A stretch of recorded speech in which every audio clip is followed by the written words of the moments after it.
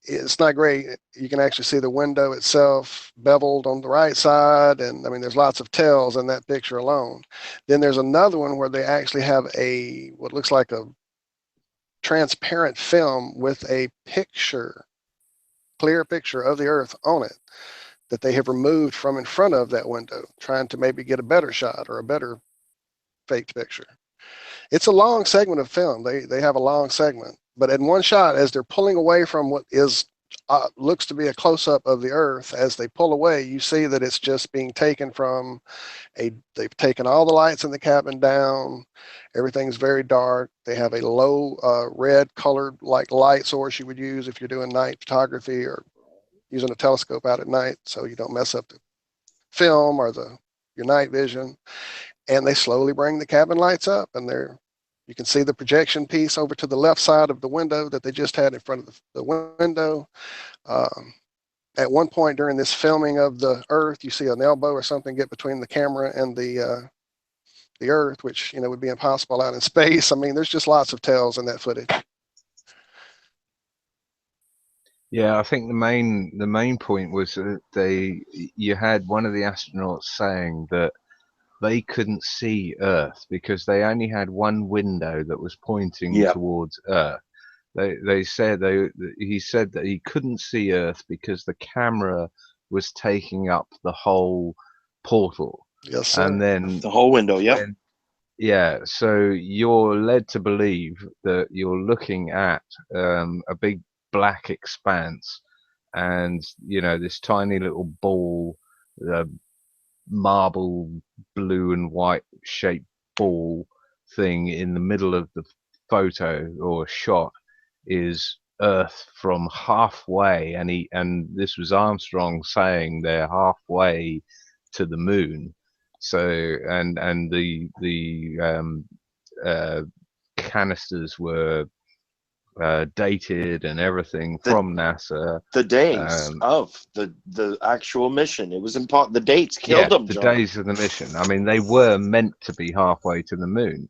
Yes. So what we were potentially looking at was them with a camera squashed up against the back window of the capsule, looking at Earth far off in the distance, and then unfortunately they didn't press the stop button and they raised the lights inside the cabin, and you realize that the camera was actually on the back side of the cabin, looking across the cabin to what would be a circular portal in low Earth orbit of the blue and white moon, the blue and white Earth surface below them, if we can believe any of this at all.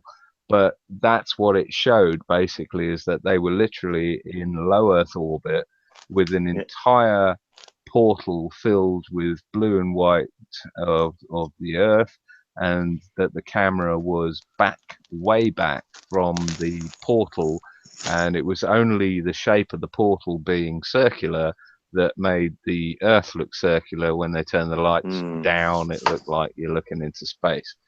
They say, John, awesome point, by the way, or points, but they say that Neil Armstrong was one of hot to trot, aggressive, narcissistic pilots who really wanted to be, the flyboy #1 and go into space. And what you just laid out there for me and for everyone is having that A-type commando personality. Maybe he was like a hit with the ladies and like whatever. And to be then found out that, no, sorry, kids, like literally the best we can do is take you up to LRO, which is low Earth orbit.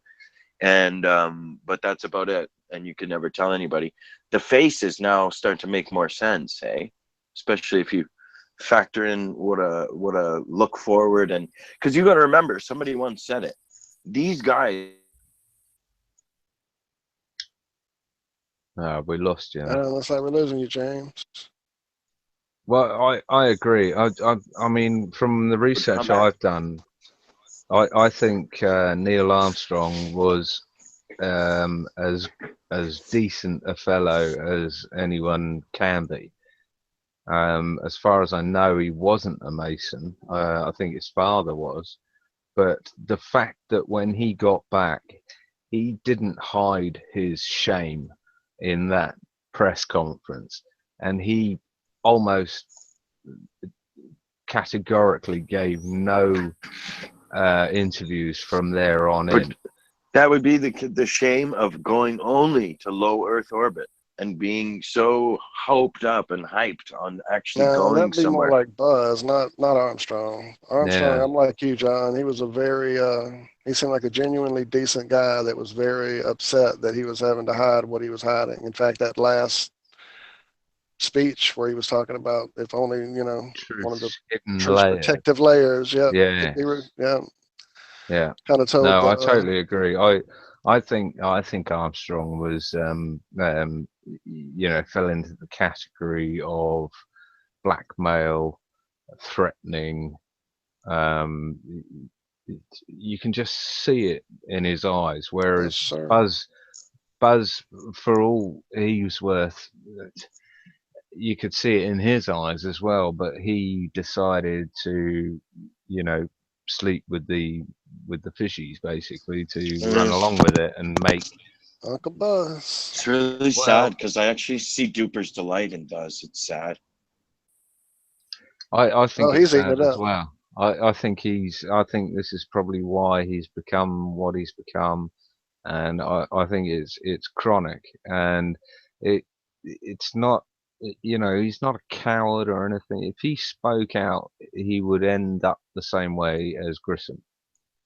And the same with Armstrong. I think these people get themselves into quicksand to such an extent that there's just no getting out, and some of them take advantage of it and make as much. I mean, Buzz has been selling crap on eBay for thousands of dollars for years now, and is now promoting the Mars missions, etc. Right. Well, I mean, it's all about fully his sold ego. the soul. You can see it that it's about the ego for him, for sure. I mean, he feeds right into the whole hero mythology. I mean, like you were talking about earlier, Justin, there at the Kennedy Space Center, how they push the hero.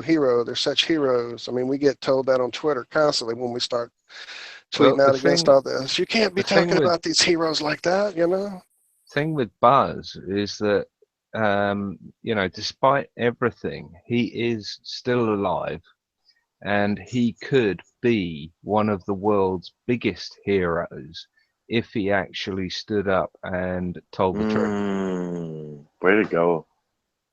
If he did that, he would become from zero to hero overnight. They have families, though. They won't. That's probably why Armstrong cryptically, they'll probably kill all their families, man. And he'd have to come to terms with that. I'm not saying that, that's what he'd have to come to terms with. But that's what makes him a hero. Ooh, I see what you mean. I see. It's for mankind. It's not for the here and now, the personal. It's the long term, the real, what real heroes do. Right. Gotcha. But he has that opportunity. He's looking it in the face at the moment.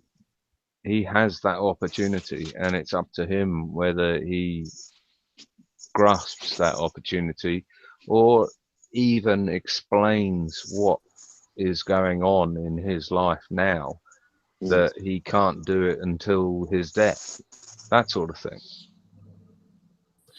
You think they'll just kill it, though? They'll make it, they'll ease it just as much as they can.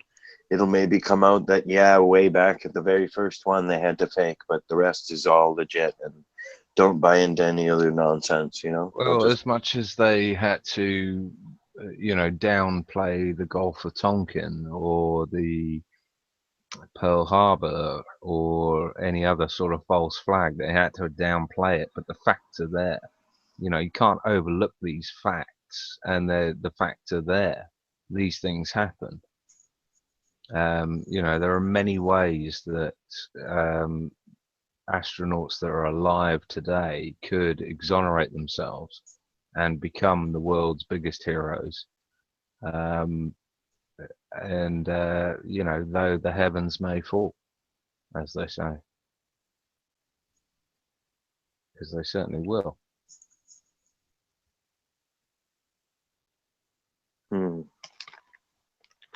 Well, they definitely are set up. Well, look at Bob. Look at B.O.B. Look at Kyrie Irving. What, you know, are they going to get a threat shortly and shut up? You know.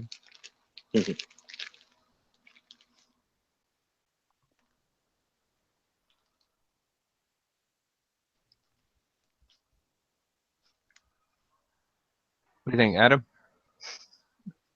Wake up. I'm there. I was just pondering the thought. I think lone voices are vulnerable, but there's reaching a critical mass like what you're seeing tonight, where it's very hard to start to ignore it now, and hopefully people will start to look at it. And as they say, there's safety in numbers, isn't there, from things like that.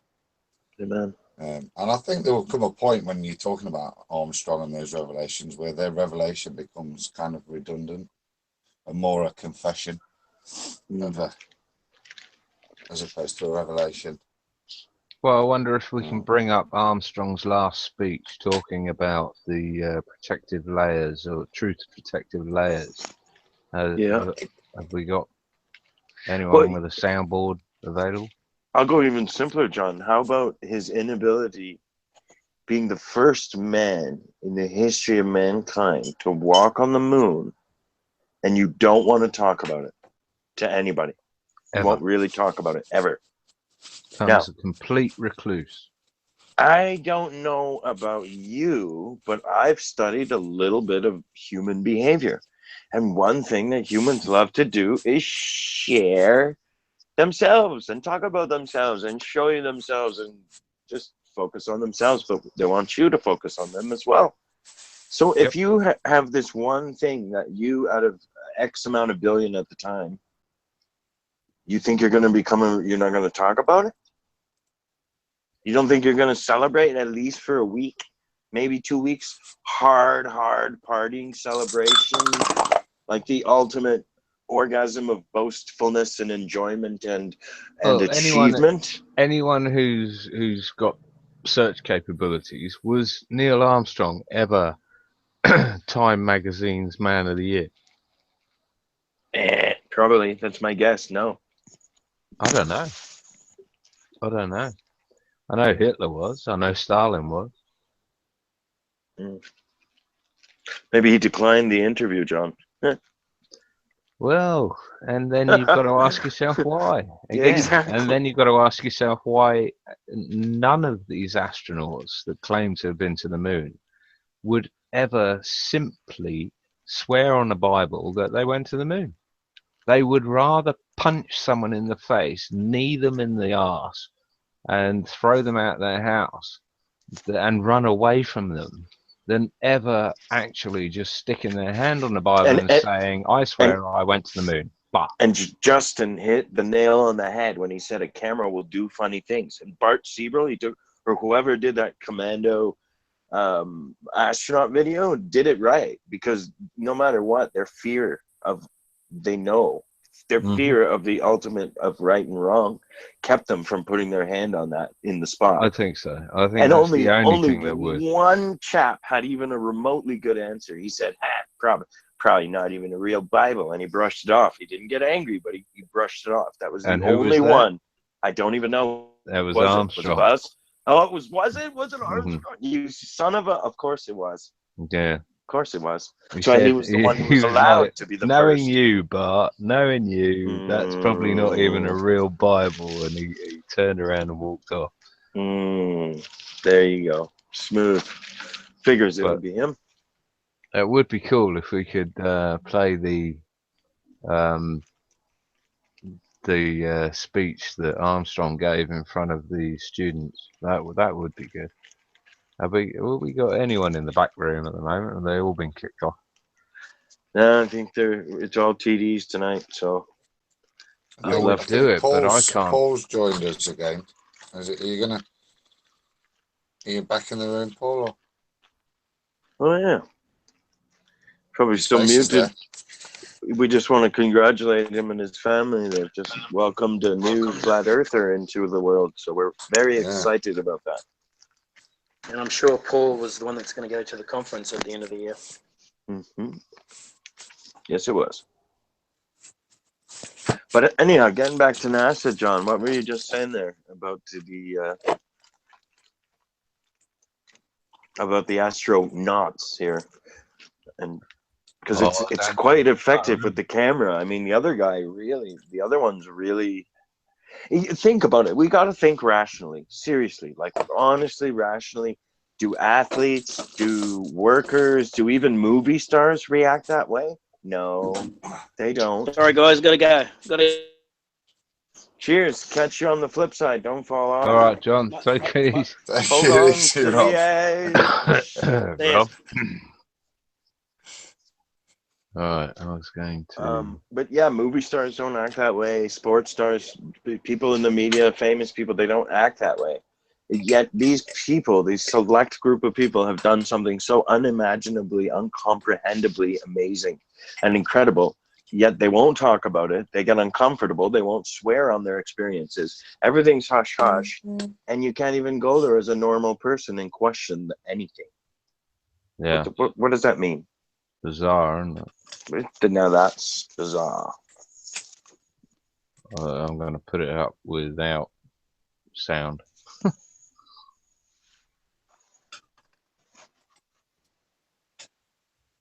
These guys just went to the moon. I'll put it up with sound in a second, John. You just gave me an idea. Watch me go. Yeah, I gave up. All I'm doing is knocking myself off the call every time I try to do anything. It's because I have so many different Google accounts for all the video stuff we do and all the stuff. And so I'm signed in here with one, signed in there with another one, and then when I start trying to do anything live, it all starts flipping out. Is that what the script says, Walt? Man, you hush up. Okay, what's the video called? I'm ready, John. What's the video called, please? It's called Apollo 11 Press Conference. Man, don't be talking about the script. See what happens? Press conference? Apollo 11 Press Conference. Yeah, there it is. Do you mind can you have some more technical difficulties over there, sir? Hush. Yes. Give me a minute. Okay, where do you want me to start it from, John? At what time?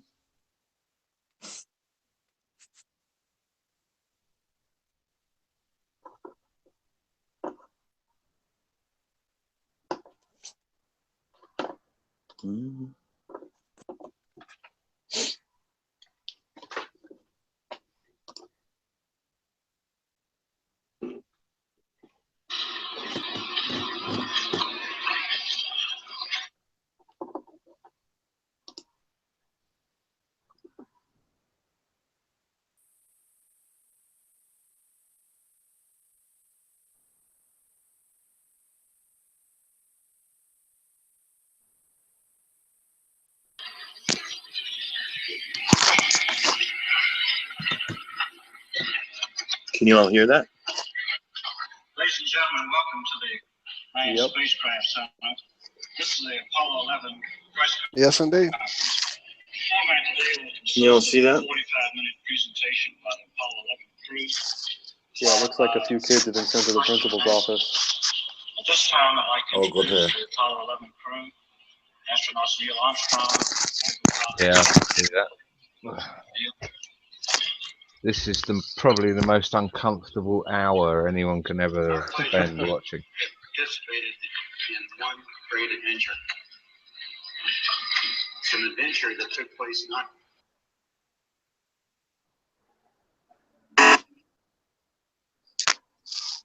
Oh wow, they don't like me doing this.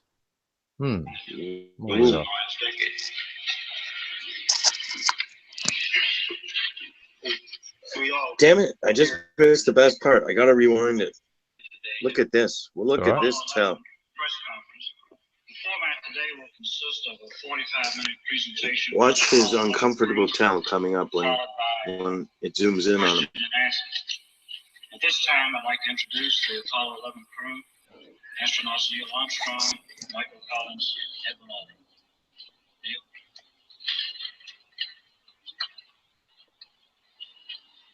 It was our pleasure to have participated in one great adventure. It's an adventure that took place not just in the month of July, but rather one that took place in the last decade. There it is. We all here and the people listening in today had the opportunity to share that adventure over its developing and unfolding in the past months and years. It's our privilege today to share with you some of the details of that final month of July that was certainly the highlight for the three of us of that decade. We're going to divert a little bit from the format of past press conferences and talk about the things that interested us most, in particular the things that occurred on and about the moon. We will use a number of films and slides, which most of you have already seen, and with the intent of pointing out some of the things that we observed on the spot, which may not be obvious to those of you who are looking at them here from the surface of Earth.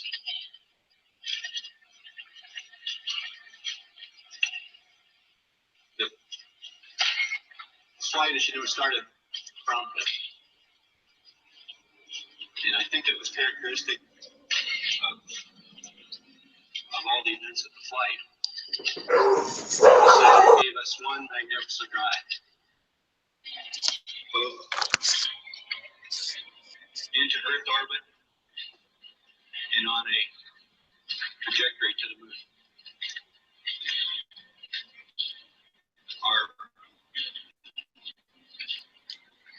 He just gave it all away to me there, John. That actually differs little from the reports that you have all heard from the previous Saturn V I flights. think so. I think it's horrible to listen to. In preparation. I've never actually, I'm just going to pause it, but he's so uncomfortable and he. Oh, terrible. I mean, I know he's been to the moon, right? But I wish he'd just calm the fuck down. Do you know what I mean? Stop being so excitable. Stop. I know. But I wonder if we could like play his.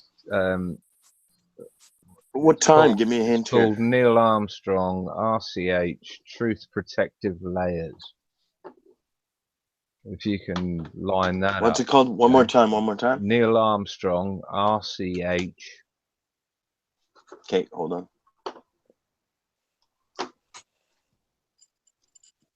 Hey guys, I got to step off for the night. No worries, Justin. Cheers for joining us. Thanks for all the heads up. Yes, sir. And whenever you plan on making your guerrilla run down there and meeting people at the gate, let us know. We'll set it up and get you on there live, man. We're going to have to get you an Iron Realm reporting badge, son. I know, right? Get your credentials. Good job, son. Take it easy. Thank you so much. And thanks for that heads up on the Kyrie story, on the Kyrie Irving story as well.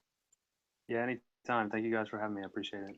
All right, Take care, Justin. And you guys can find Justin at, what's your at on It's Twitter? JTwizzle, JTWZZLE. All right. And from there, you can find him everywhere else as well. Yeah, and we'll put your stuff up in the link. We Are Change Orlando. All right. Thanks a lot, Justin. All right. Thanks, guys. Have a good one. Bye. I'm going to call him the Twizzler now. Way to go. The Twizzler. The Twizzler. That's it. It's done deal. He is the Twizzler. J Twizzle. Is that his Twitter? Do we know? Yes, sir. Okay. Brilliant. Yes, it is. Let's get him on there. We want people on Twitter. We want people on Twitter. Yeah, so it was called Neil Armstrong, Truth Protective Layers. RCH, Oh, yeah. Truth Protective Layers. In fact, I haven't played it to make sure it's the right fucking thing. Yeah, it looks like yeah, it looks like if you go in about 48 seconds in, you'll get it. But okay, oh, is this the radio show though? Hold on, gotta actually find it. There it is. Okay. Yeah, sorry. What I did was. Yeah, no, I'm finding a lot of videos on it. But I did a search for Armstrong Truth's Protective Layers, and I reckon any one of the top 3 will do you. Okay. Oh, definitely don't want Joe Rogan's. That's for sure. No. Damn it. Can't believe I just said that out loud. Okay, but they're all like, yeah, exactly. Let's see if this one works. This one looks. Those who can read breakthroughs available to. Okay. That sounds like it. I think I found it. If you can. Yeah, that's it. Okay. Okay, a second. Can you share your screen? I'm doing the old school. Good boy. Can't get any copyrights this way. It's pretty smart, actually. One of Truth's protective layers. The most interesting one was during the Clinton years at the White House on the 25th anniversary, where do you remember what Armstrong said, the most stunning thing that an astronaut could say, and I think in this milieu get away with it? Give us the quote. Not seeing it. Start of his speech, he compared himself and the other astronauts to parrots. And he then made a joke and he said, and parrots don't fly very well. Well, what else do parrots do? They repeat what they're told. Plant is.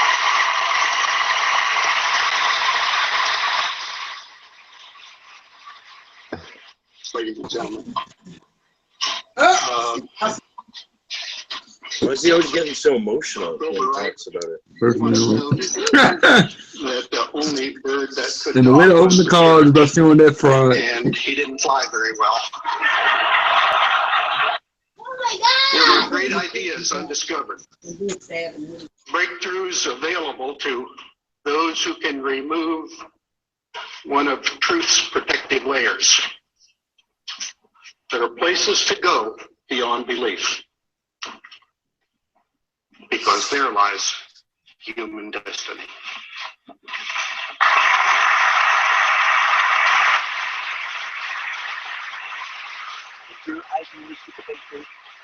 Can we hear that again? Truth Protective Layers. And he looked at them and he said, there are wonders.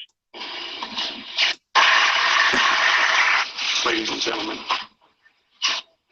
Neil Armstrong. Probably his last speech. Once noted that the only bird that could talk was the parrot, and he didn't fly very well. There are great Neil ideas Armstrong undiscovered. flew. Breakthroughs available to remove one of Truth's protective layers. Breakthrough. There are places to go beyond belief.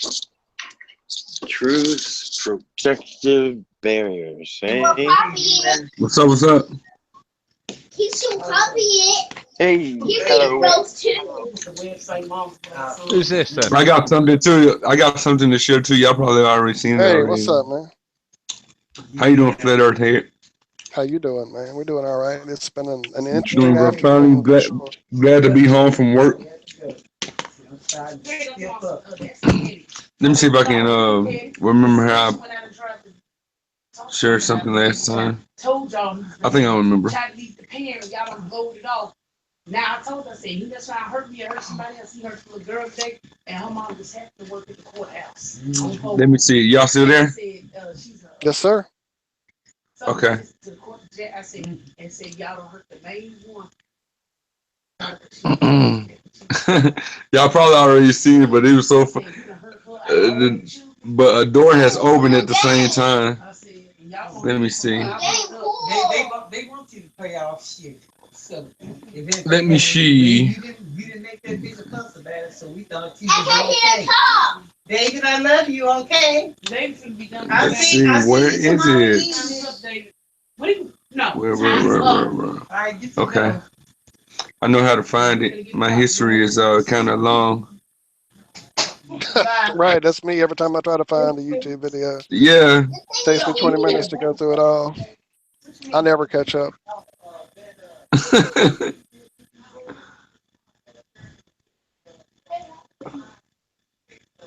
Come on, Jake, where you at? Justin was on Here it is. early. Oh, go ahead. Here it is. Let me know if y'all can see this. Can y'all see anything? Just not right now, just your avatar. Nope, not seeing anything. Okay, let me see if I can get back into my hangout. Who's this? Is this Paul? Is it playing?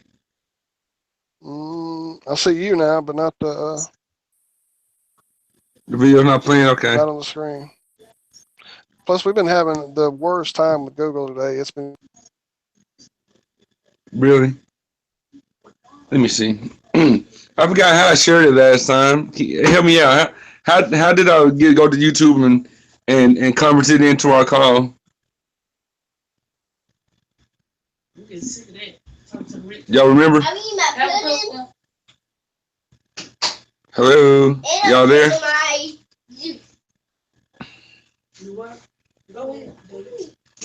I think everyone's been kicked. Who's this Paul, is it? Yeah, something. What the hell?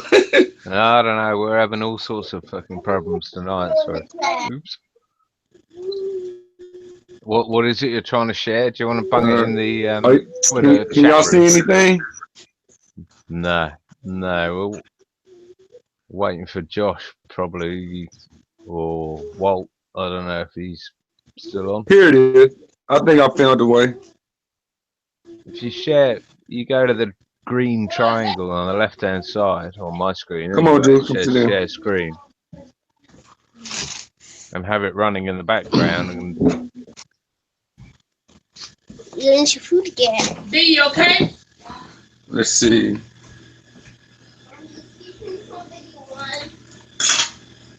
Okay. I just passed it in. Can y'all, the one y'all get a link? Let me have a look. Huh? All right, I'm back. What happened? Did it go? Did it work? Trying to get there. I give up. Oh my goodness. No, I'm not seeing a link yet. Is it Dome Ninja? Let me. Yeah, that's him. No, not seeing. Yeah, that's on me on Twitter. Whack it in the green It's room. Flat Earth Jamaican on YouTube though. Whack it in the green room. Put it in the green room. Well, thank on you. Twitter. Thanks for having me. Yeah, no problem. No, put the link in the green room on Twitter, and I'll see if I can share it here. Shit. It still didn't work. Yeah. Yeah, you're cracking up a bit there. If you got a link, I said, can you see? I said, can you see anything now? Just flip back. No, just your. Okay. Let me see something. 2 eyes staring at me.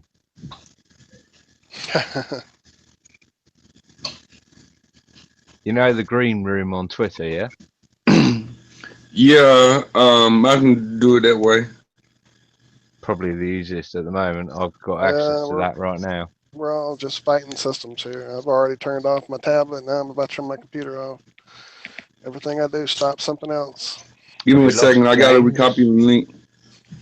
I don't know, James. I thought James was here, huh? Bob. Lost Josh. They're falling fast. Yeah, good tonight.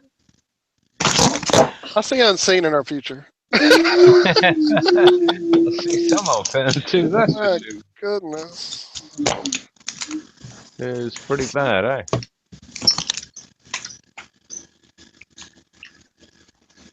Oh God. I'm about to. Well, part of my problem is this new Windows 10 thing that installed itself on my computer. Ever since then, I've done nothing but Okay, you fight. said push the call in the green room. I mean, push the link in the green room. Okay, go for it. Okay, give me a second. Hey, where's the spoon? I thought you had the spoon, boy. Just let me know when you posted it. Huh? Hold Talking to on. me. I'm trying. I'm still kind of new to this hangout thing. Yeah, you and us both. So I don't know the buttons like the back. I don't know the buttons like the back of my eyelids closed yet. Man, we've been at this a minute. We don't know it. It's ridiculous. Oh, my goodness. Ridiculous. Ah, James. Yeah, I'm back. Okay, the green room. Yep. Okay.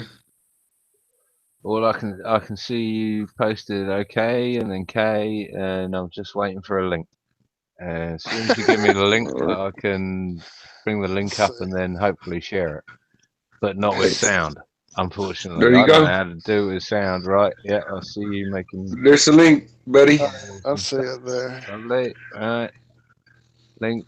Who can play sound? Because I can't.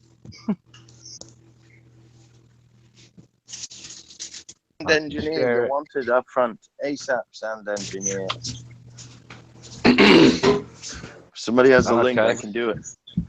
Flat Earth arsehole. Yeah, I've got a link. Where do you want it? In the green room? Yeah. Have y'all seen this? Somebody's calling me. No, I haven't. Mom, hey, baby, call mom. See, back tell her. Okay. I don't know if my computer can handle all this though. Hey, have y'all even seen this video yet? No. Watch the whole one, man. Watch the whole thing. James, This is your phone would pick it up. Your phone would pick up the how you did it before. You remember? Huh? Tell your dad, dude. Where it was picking up the sound before. What, David? You were doing the Apollo. I thought I gave you a spoon. What was it? I knew you had one the first time. You just dropped it. All right, let me go run and pick up this movie, baby. Sorry, James. What? No, you've been playing games all day with Nana, going to What's the Zaxby's title, and John? God knows what else you did today. What did I tell you about talking Film's about called Flat Earth Waking Up the Youth. Where's Josh? Hold this up. Can you mute yourself there, Paul?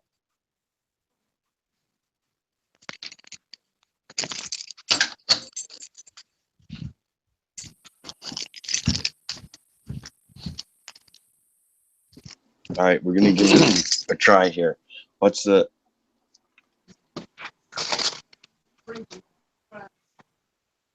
Let's see. Okay, James. Hey, Dom, if you keep your camera off most of the time, it helps with like just the stream in general. It'll keep you linked in better. If you can hear me. He may have walked away. James, it's called Flat Earth Waking Up the Youth. But definitely, whenever he gets settled in, I see he's walking right now.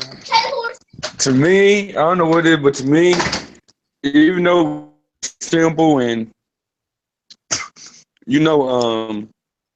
sometimes if anybody been keeping up with Jake's videos, sometimes he doesn't know how to hold his tongue. But to me, I think the whole video speaks out as a powerful tool.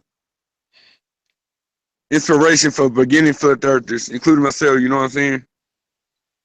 How long is it, do you know?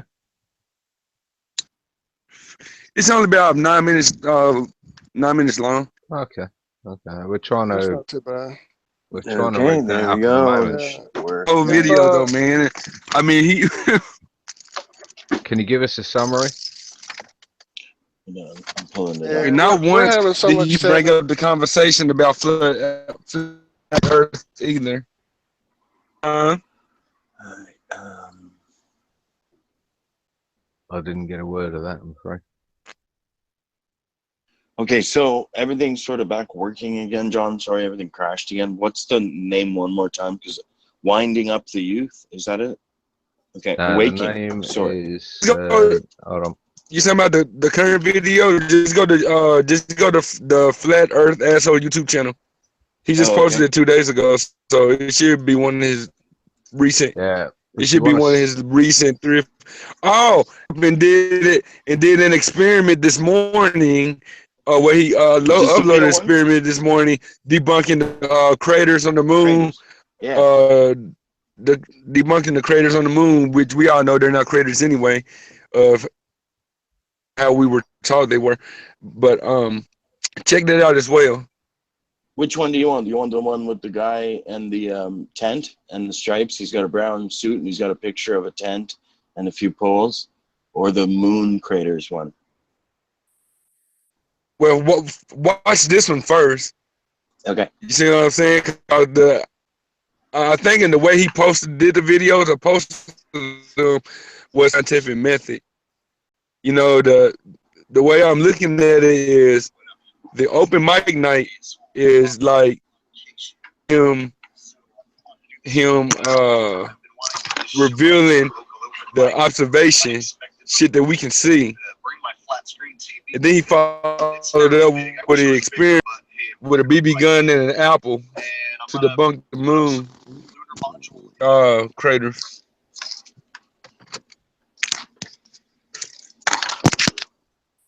Are you talking about the Flat Earth Asshole video, yeah?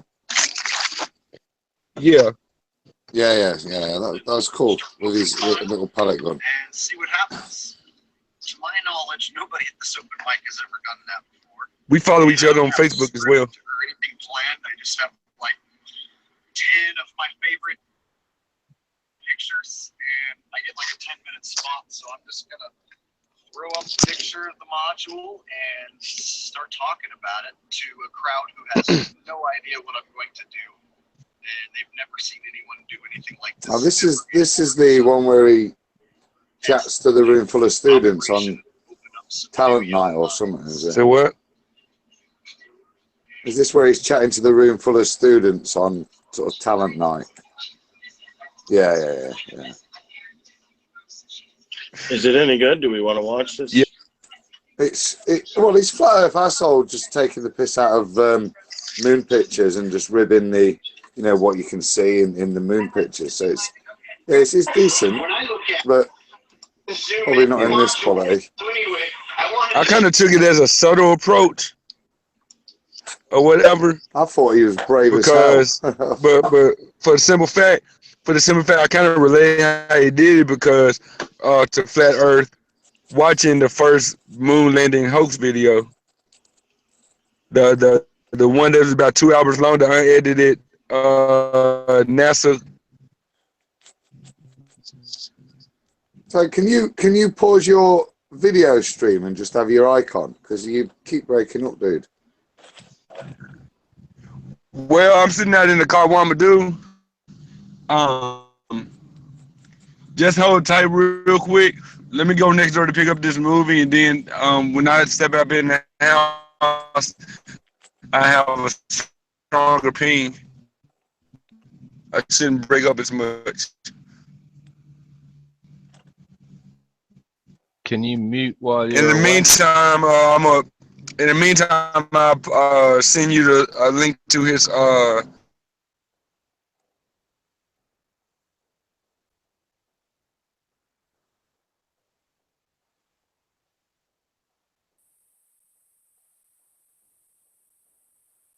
Yeah, they were decent enough little videos. The first one, I just thought it was like watching a bad stand-up thing. crowd wouldn't really know what to make of him. But it was all right, brave, freaking brave. You know, it's like doing stand-up. He was just going up there and seeing what people were going to throw at him as he said it. And he was pointing out obvious truths, you know. But still bloody brave, I think. Oh, yeah. And at least it seems a little more receptive than those guys who go to political events and like yell out "Bohemian Grove" or something, you know, because they get escorted away quickly. It was, well, no, it was done. I think it was done as a kind of talent showy kind of way. So it was. I don't think anybody knew what he was, whether it was true comedy. You know what I mean? What was, but yeah, I thought it was interesting enough. I thought the other video with the moon craters is an interesting point in terms of shapes and that. Did you see that, James? Or what was that? What can you give us a rundown on that? So he's basically using his little BB pellet gun. First of all, shooting at sand. First of all, from straight above, and then from different angles, just trying to see what kind of impact shapes are made. So obviously from above, you get a much more circular impact crater. But even then, there were still bits in the crusting of the ground, you know, that made it not as beautiful as the circles you see on the moon. And then obviously from other angles, you're getting skids and all sorts of stuff. And then he kind of repeats the exercise a bit on an apple, which... Well, it does sort of go to discount the, you know, what we see as the face of the moon being cratered with perfectly round craters, all of them. I mean, you know, they might be slightly oblong because they're apparently curved, but I mean, how are they all perfect round craters? The only conclusion I can come to is electrical arcing. Indeed, I share the same opinion. Which seems to be able to recreate these craters, because most of these craters they're not deep, they're very shallow. They have you know, a nipple in the middle, if you like, and yeah, they don't look normal to me for what we're told the moon is. No, I'd agree. To impacts. Now, anyone who wants to make sure that this information is correct can Google craters on the moon. Yes, straight away, lunar craters are impact craters on the Earth's moon. This has many craters, almost all of which were formed by impacts. Impacts. So, when I zoom in on the moon, and I take a close look, I can see all these circular craters, which they say are from impacts. My question is, if all these space rocks are flying in at different angles, not just 90-degree angles, where are the impact marks which create digs and canyons and trails? Shouldn't there be meteors and comets and asteroids coming in at various angles, all sorts of various angles, which should be hitting from the side and creating canyons, dig marks, scrapes, gouges? Are we to believe all of these meteor impacts are coming in at 90-degree angles? We should be seeing marks like this on the moon. Like I said, dig marks, or scratches, scrapes, if you will, caused by meteors coming in at an angle. I can find images produced by Hollywood which demonstrate this, where a meteor comes in at an angle and makes a big giant gouge, right? Digs deeper and deeper into the earth as it hits. Well, in this case, we should be seeing these marks on the moon, except we don't. And if you even type in meteor impact marks, all they show you is a bunch of images of meteor crater in Arizona and a bunch of circular impact marks. I can't even find the right verbiage. I put meteor impact trails, and then they show me trails left behind a meteor in the sky. So I can't find any actual images to display this in real life. All I could find were these Hollywood images of meteors coming in at an... He's got some points there, right, though, John? Absolutely. I mean, it's kind of hard to get around the fact of a bullet spray or an impact spray, considering that also the theory is that the whole moon smashed right into into the Earth, basically, right? Isn't that what they say? Right, and it allegedly still was able to somehow spin itself into a perfect sphere in spite of the fact that it doesn't rotate enough for that to have ever occurred. And the Earth is in the way. Thank you, and all of them. Face. Thank you. All of those crater holes should never have been there in the first place. And of course, even on the big craters, you don't actually see any meteorites, big meteorites that have made all of those. I sent that footage earlier this week that showed that inverted crater phenomena that I have seen happen, but it really didn't come across in that video I sent on my phone. So I'll try to find a better representation. What they'll cry is scale, and the fact that you will, there's 240,000 miles between us and the Earth, blah blah blah. So theoretically, anything coming in could zip around the Earth and hit the moon, as improbable as it sounds, at 90 degrees perpendicular to the surface. But they sort of say, hail moon, that it's, the moon hoovers up all the comets and asteroids and meteorites, or whatever the difference of those lot is, and saves the Earth. Whereas, in reality, the Earth is what, 3 times bigger than the moon? 4 times. And the moon always faces the Earth in the same direction, and yet the moon saves us from all these asteroids and the bodies floating around the system. I just like to think of a simple experiment. If you took a ball that's 4 sizes the size of another sphere, and you smash the one into the other, how many times are you going to be left with a perfect sphere with little dimples like a golf ball? And if the natural formation of the universe is to form everything into a sphere, then what happened to the asteroid belt? Yeah. The junk code virus got in. Why isn't that a sphere? I mean, we're surrounded by a hammered bracelet, as we're told by the Anunnaki or Sitchin, whoever you want to believe. Sagan, Sitchin, they're all.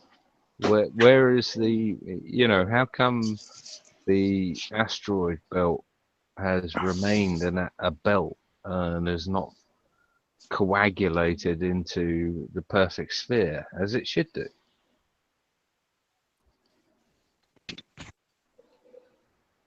That's another hole, John. I don't answer that. Right. You know what I mean? That's just. It's pretty ridiculous, though, how programmed we are, though. Like, just that simple thing that you've said, John, is enough. And the fact that, like, come on, let's use our heads. Like, literally, we're 4 times bigger, this thing, and we smashed into it at super, super high speed. And literally, it's in the same spot with the same face, doing the same thing every night. Yeah, it's ridiculous. It's, like, laughable. It's ridiculous to think that it's a spinning ball. But it rang like a bell when they dropped. So we're told. Go ahead. Yeah. Yeah. No, I'm just saying. But I mean, as much as I am entirely convinced the moon is a ball, it displays no characteristics of being a ball at all, really. So why I believe that, I have no idea. I know what you. Well, I don't know, but your sequence of time-lapse photography of your shots of the moon certainly doesn't look like a ball that we would think of, or it doesn't behave like a normal ball would, or a planet, as they say. Yeah, it shows us the. Sorry, Karen. Okay. It shows us the same side permanently, but it rolls like a wheel throughout the night. And I mean, I don't want to call it a disc because I don't want to call it a disc, but the evidence points to it being a disc. The moon, that is. I mean, other things are up for debate, but to me, it screams of a convex, translucent energy, sort of, energetic, like a magnetic, energetic, cold, energetic type translucent disc. Like if you were in the ocean, you'd be like, "Oh, look at that electric jelly! Don't touch that guy." Yeah, you know, like I don't know. Dory. Yeah. No, absolutely. No, I totally agree. But there's something that stops me calling it a disc. That quote by Irwin Shapiro is my favorite. Oh, look who it is. Harvard Smithsonian Center for Astrophysics. He says the best possible explanation for the moon is observational error, that the moon doesn't exist. It's bigger than it should be, apparently older than it should be, and much lighter in mass than it should be. It occupies an unlikely orbit and is so extraordinary that all existing explanations for its presence are fraught with difficulties, and none of them could be considered remotely watertight. Absolutely. And I think Isaac Asimov had the same synopsis. Basically, it's observational error. I've got that one too if you want. It says, we cannot help but come to the conclusion that the moon is, by rights, ought not be there. The fact that it is one of the strokes of luck almost too good to accept. Small planets such as Earth with weak gravitational fields might well lack satellites. In general, then, when a planet does not have satellites, those satellites are much smaller than the planet itself. Therefore, even if the Earth has a satellite, there would be every reason to suspect that at best it would be a tiny world, perhaps 30 miles in diameter. That is not so. Earth is not only has a satellite, but it's a giant satellite, 2,160 miles in diameter. How is it then that tiny Earth has one? Amazing. That was you just redeemed yourself with tenfold there. There you go. Totally redeem yourself. Woo! But isn't that funny how Asimov, suggests how ridiculous it would be unless the moon was 32 miles in diameter. And he puts as far as I'm concerned, it is. It is close to that. Carry on, Adam. Sorry. No, it kind of puts it in a scientific way of what I was going to say, which is, I ain't got a clue really. Do you know what I mean? Basically, is what it's. Nothing fits. Nothing fits that you think about. Any analogy you have, not quite right. But we're so smart. Or the appearance, or we're so smart, Adam. We've made cars and engines and locomotives and computers. You telling me we really don't know what's in the sky? Shame on the human race. But this was like the Edwin Hubble quote about being the Earth being in a favored position, and the horror of it, and the fact that they couldn't have it ever, and this is what we're told is science, and it's not science at all. It's pure philosophy with bias, extreme bias. Mm-hmm. Yeah, you should be good, Javon. Javon, you should. Okay. Thank you. Yeah. I was kind of listening to what y'all was saying about what are those holes in the moon, could be some type of stored static electricity or some shit. Arcing. I don't know. We work together as somehow gives it its phases. You know what I mean? If that makes any sense. Mm-hmm. Like some holes might hold more power than the next. Like like a current. Like, you hit the main current and then it'll light up anything. Like an extension cord, you hit the main current and then it'll light up anything around it. Yep. I don't know, like a fuse box, I guess. Each fuse has its own purpose. Or a plug or something, yeah. I mean, I don't know. I can't quite explain it, but it's ticking up in my head. I just can't get the You see, that's another point of the moon that's contradictory. We're trying to think in it arcing. You can see it in the sun, dead straightforward, how that makes sense. But what arcing do you see the moon presenting? It doesn't have a direct bright light. It has a luminescence, a glow about it, doesn't it?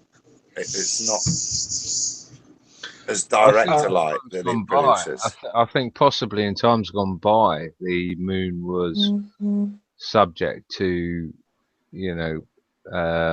electrical lightning-like hits from the cathode to the anode, or between the Earth and the moon. Yes, sir. That makes a lot more sense too, doesn't it? Logically. I'm not a big no trees on flat Earth guy, but having these large crystalline structures jutting hundreds of miles up into the sky might create an ideal spot for arcs to jump from into. Nice, Josh. Good. Like Putting that, things Josh. together. Like that a lot. And I gotta go watch all those tree videos. Dang it! See what Dome was saying too is like you see the big arc, you see the big holes on the moon, and then the little arcs could be the. Is that how electricity works? There's a big shock and then mini arcs that do the little ones. Is that how it goes? I think it can, not necessarily. I mean, usually it's kind of like water. It's always going to take that path of least resistance. So wherever that is, and I suppose if it's all in one direct charge, that's kind of how it jumps, is one direct charge. Though I suppose it can branch off like lightning when it hits the ground. I think people have done experiments where they've done this on arc welding and things like that on bits of steel, and then you zoom in afterwards with a microscope, and you can see those the telltale sort of craters with a nipple in the middle, all over these bits of metal. So do we have any evidence of change of the moon in recorded history aside from phasing and eclipse? That's a good point. And I think the answer there's is records of there's records historically written down that there was no moon for a while. The Hopi, the time before the moon. Yep. I don't know if I believe in that. I don't know if I can even. Well, that feeds into the whole the moon's a big spaceship, It feeds into a lot crap of alien ET bullshit right, exactly. and all the rest of it. And to be fair, if I was to turn around and say, where is the evidence that says there was a time when there was no moon? There is none, from what I can see, other than anecdotal written down, which could have been written 500 years ago as opposed to 1,000. Even the elite books say that there's a moon in them from day one. So the powers of good and the powers of dark both agree that there was a moon. But the powers of the Hopi Indians, and even if that's true, say that there was a time. I know Sitchin. I'm pretty sure. Sitchin was a fantasy writer who was into occult, and one of his idols was, I totally agree. Just people. So I really don't take what people. Anyway, sorry. people do take him as gospel, though. That's so There sad. are people out there that take Sitchin as gospel. And I think that may be where the first sort of bread trails came. The Anunnaki? Well, claiming that there was a time before the moon when we had no moon. I don't know. And how did they pitch it? That the moon was some sort of man consequence or some sort of... I can't remember, to be honest. The moon was brought into place to calm everything down or something. Not sure. I'm not sure either. We just lost everybody. Oh, God. Again? Everybody but you and Paul, yeah. I'm back. Adam's back, and we're just waiting on Walt. Another kick out. We just start. That was a good, appropriate kick out. We just it just seems to happen all the time, eh, Josh? It does. We need to be like Math Powerland, start talking to AI. Maybe we can ask AI nicely if she would just stop doing this shit. Yes. I think we should all just get PCs. That's, you know what? That's a really good idea, John. Maybe we can find some way to raise up enough money to buy bulk laptops for all of Iron Realm. That'd be a great idea. Great fun. Considering that my income is less than £1 per year, it's going to be quite the endeavor. Yes. I know. I have a budget of £12 a month. You'd be surprised. We have irons in the fire. Things may not be that far off. Stranger things have happened. Yeah. We're doing well. We're back in the kitchen. There's Walt, there's Javon. Everybody's back. We're all working set. hard.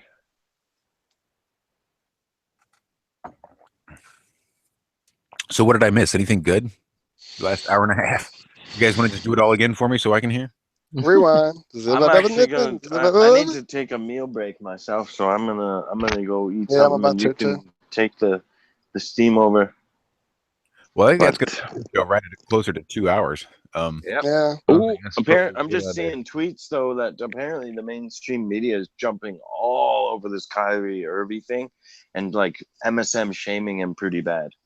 Well, of course. Already, so that'll be interesting to see how. Because we broke that story live. I mean, we happened to be on the air. We heard about it right as it happened, thanks to Justin. Remember, you heard it here first. Yeah, absolutely. And so what are our predictions? What are our predictions for Kyrie Irving then?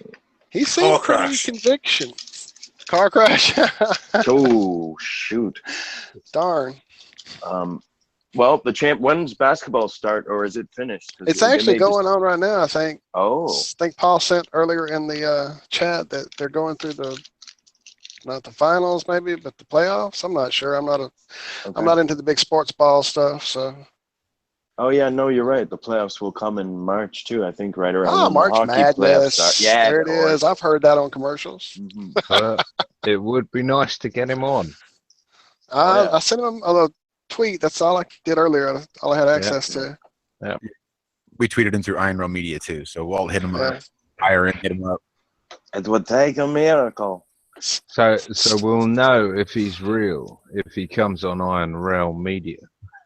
Exactly. That's right.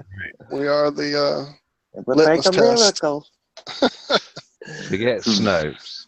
Yeah, if you get on here and nobody listens to you, then you know you've made it. You know you made it. It's a great truth when you know nobody's listening. I mean, when our live feeds include such free add-ons as tank tops and dishes. It would be a quality validation for him. We will train Dome. He will get there. We all had to learn not to do the show in our underwear. Yep. Although I do need to ask him about those gloves. There's some pretty high-tech gloves there. On that note, I think I'm going to shoot off unless anyone's after an after show, an I'm about to unlive go after eat, show. but we can be unlive after for sure. I'll check it back in and see who's around. I think we should still do a live after show. We can just end this one and go. I think we should start hour 3 because we should maybe try and engage some ballers, but I got to eat something. Adam, yeah, I'm going to do a little quick break. The ninja's Yeah, I can probably give it another. Well, what time is it? 2 o'clock. Yeah, I'll give it another half hour to an hour, but that'll be about me done. That'll work. Boy, bro. Yeah, well, I'm busy tomorrow. I've got a climbing centre tomorrow, mate. So. Oh, nice. I think that'll work out well. I think we can just figure out a pop way. on over. Yep. Yeah, I'll create another live room and all that good stuff, and get all that shit headed up. But I think we'll be able to do it. Oh, I sent you a link for an outro, I believe. Did you get it yet? I don't know. Speaking of It was in the videos, Hangout 2 ago. did you see that old time movie I sent you guys, Walton and Josh? Let's see. Where did I put it? You could, if Josh play that little old time video I sent, that's pretty funny too. Where you guys sending this stuff is the question. I sent it to Hangout. Oh, yeah, look in Hangouts in one of the chats there. It'll be, and it would have been yesterday. Hold on, I'm gonna find it. Yep, there it is. Hold on, and I'll send it. Walter, where did you send yours? Actually, it didn't go where I thought it went. I'm trying to find it now. It has gone away. I thought it was in the Hangout we left just a minute ago. It's not there. Oh, we went through 2, didn't we? Maybe 2 Hangouts ago. All right. Here, I'll just send it to this one. Hang on. Hey, I know what I'll do. I'll put it in a drive. 3. That's where mine was. Interesting. Okay. Yeah, it was just a little catch up on fun. It's just a little promo I made for an old time movie. All right, I'm dropping it in this Hangout. It's probably just going to be a link, though. I just thought about that, huh? Yeah. Anyway, I put everyone in there that's like, the regular quote unquotes. Mm-hmm. And then I'll be adding to that later. But I did it in alphabetical order, so no one get their egos bruised or anything. Josh, pump my ego, will you? That's me. That's it. Broker. That's it. That's what's it. All of us. I'm just gonna flip egos. Can you play my video on the way out? It's got a great tune to it. Is it gonna go in here? Latest video. Your latest? Yeah. Yeah, let his video play for a second while mine's getting there because it's still showing. You can do music. You can do audio, can't you? I can. Oh, is it? Here we go. I'll send it straight from the app. That'll be the easiest way to do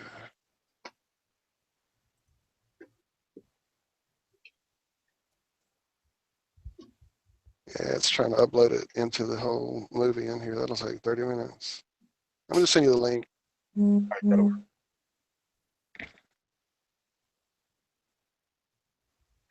Yeah, it's uploading. I should have known better. All right, and I can't stop it either. Man.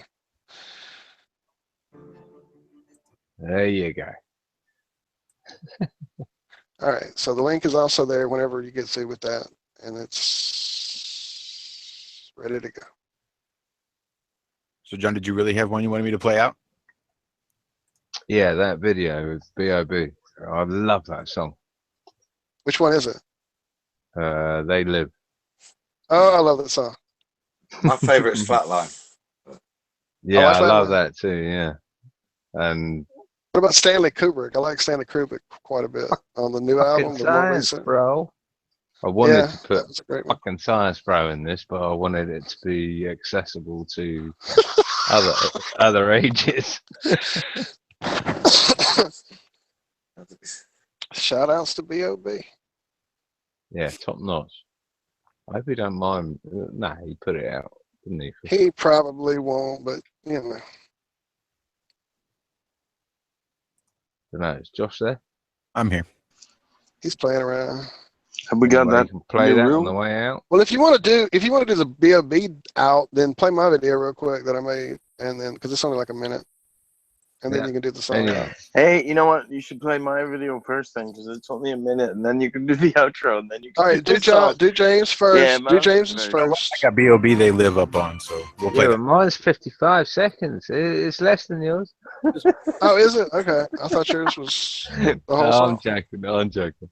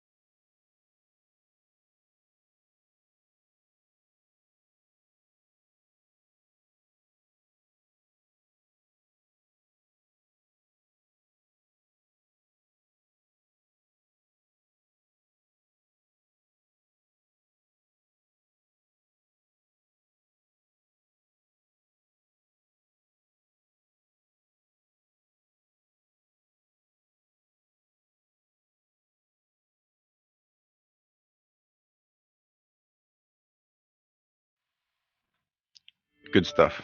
Good stuff. Love it. So now what else did we have? I threw the link in the chat room here. I think it went in finally. Yeah, I have it pulled up already, actually. Okay. Hey, I'll see you guys in the next room. Sounds good. All we'll be right, there. James. We'll be there in a minute. A few.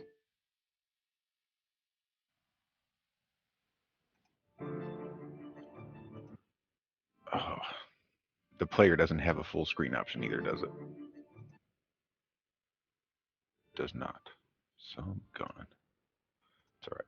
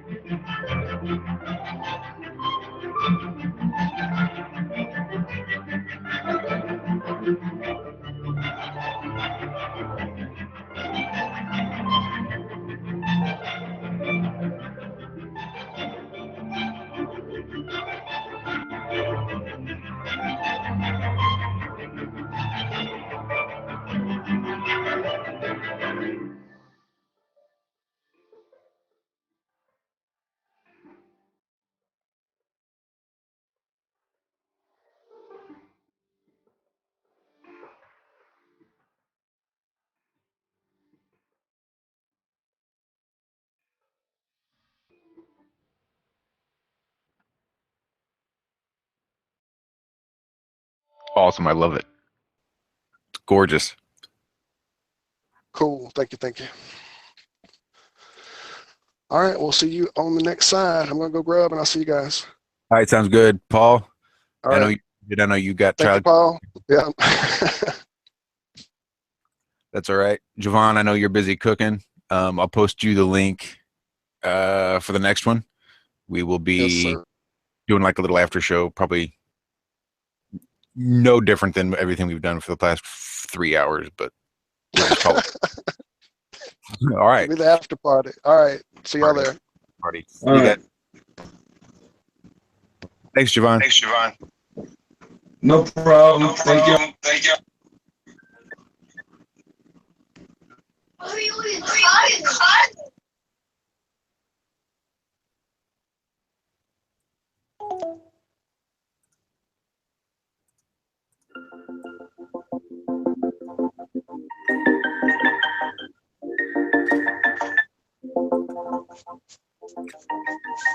So that's it, everybody. That's it, everybody. To Iron Realm Media. Iron Realm Media. With Adam. That's all right. That's all right. Adam, we will catch you. We will catch you. Yeah, no worries, bro. I'm just waiting for a link. So send us a link. I got you. All right, bro. Good night. Have a good one. Kill this. Yeah, it was a good chat. Really enjoyed it. Met a few new folks. Good. I know. It's good. All right. See you later, bro. All right. See ya.